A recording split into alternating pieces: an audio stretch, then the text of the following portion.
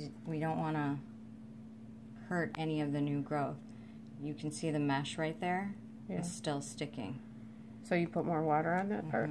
Okay. Or you can see it's still sticking. You just got to kind of pour it on there little by little until it starts coming off. There are flushes in there that you can fill with the saline. Sorry, I got your leg wet, Grandma. Yeah. It's sterile water, though, so you'll be okay. Good, clean water. Can you hold that for me? Okay. All right. You can see it's still sticking on there.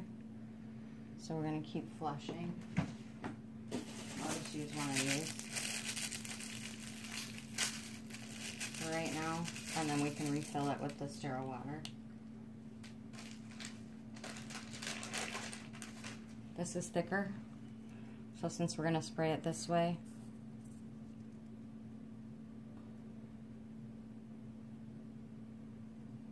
so that is, you can just put it right where you need it, pretty much. Okay. So that might be easier. We'll just leave it in there, and you see it's still sticking, so we really got to flush it.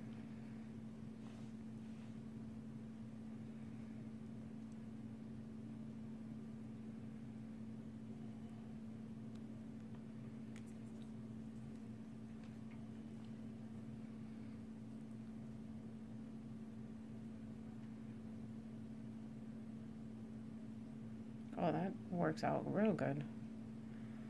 And then you're going to use the sterile that's wet, and you're going to kind of wipe it around there.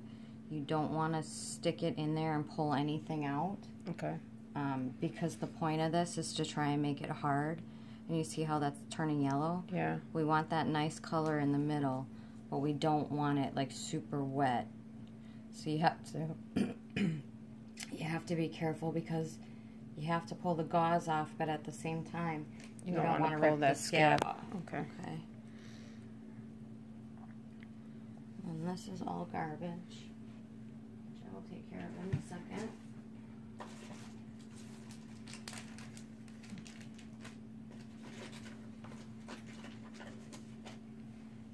Okay, you want to dry it really good. And you want to pat dry. You don't want to like rub. Because again, you don't want... And you're going around the soil, right? You don't really like push right on it? You go over it lightly, but you don't push on it. Okay. We want to make sure her leg is dry around, because obviously we're sticking this bandage back on. Alright, so these ones are a little big. So we've been cutting them to fit.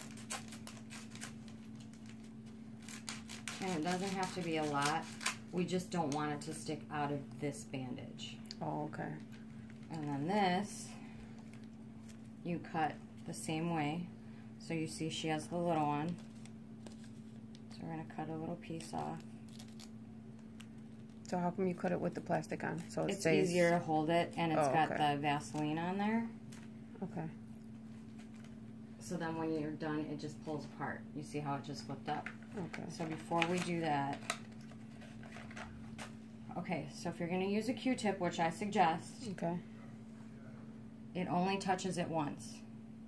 You can't use the same Q-tip. See how it's on there? Okay. You can't use the same side, because that'll contaminate it. Okay. And we just got to kind of put it on like jelly, like kind of like you would with Neosporin. Okay.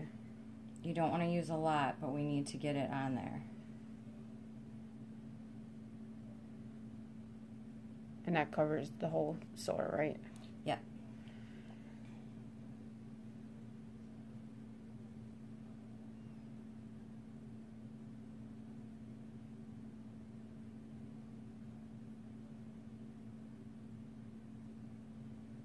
See how it's on there? Mm-hmm. And then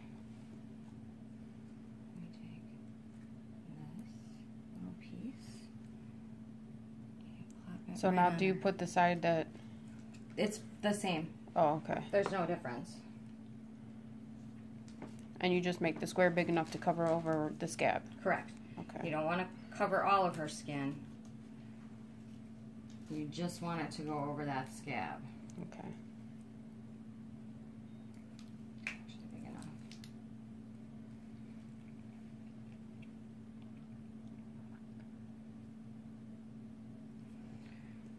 So that kind of like protects it from the gauze? Yep. And it forces all of the ointment to be spread equally around it. Oh, okay. See how it When like you spread squished it out? Yeah. All right. Hard part done. Easy part, put that on there.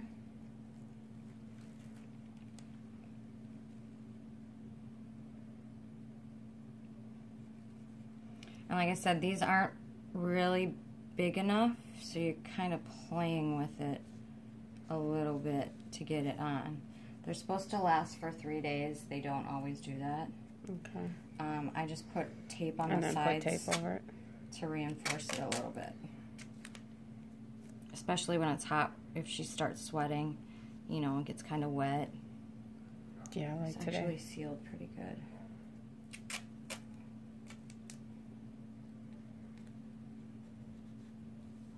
Okay, that's it.